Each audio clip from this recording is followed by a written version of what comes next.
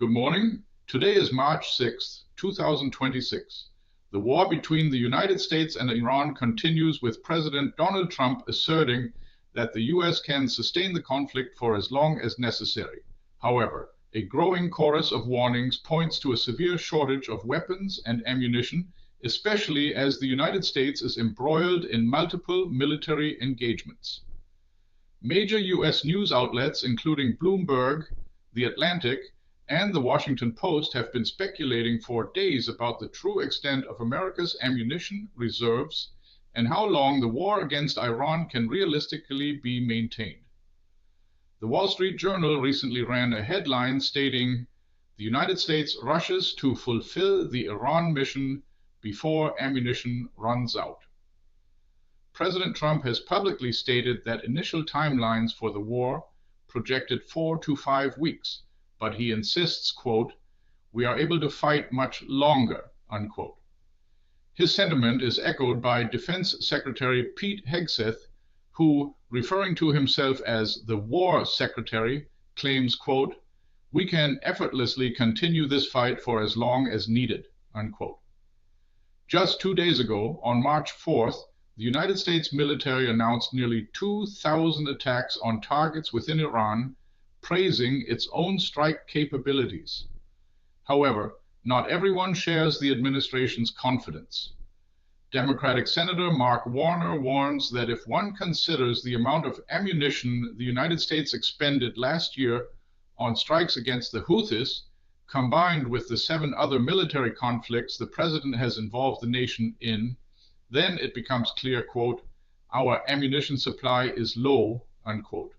Concerns are particularly high for defensive missiles like the Patriot systems, which could become scarce, as could offensive weapons such as the Tomahawk cruise missiles. Despite these warnings, political scientist and defense expert Jennifer Kavanagh from the think tank Defense Priorities, speaking in an interview, suggests that the United States could still fight for a considerable period. She acknowledges that while the US has a limited supply of the most modern precision weapons and air defense missiles, it possesses large reserves of slightly less advanced offensive and air defense systems. Quote, "The United States can fight for quite a long time," unquote, says Kavanagh. However, the Iran war is expected to have significant consequences for Ukraine, especially regarding weapon deliveries. With the United States now deploying Patriot and other air defense missiles for its own needs, the number available for Ukraine is likely to decrease. Furthermore, Gulf states are raising alarms due to Iran's attacks, worried about their ability to protect their civilian infrastructure.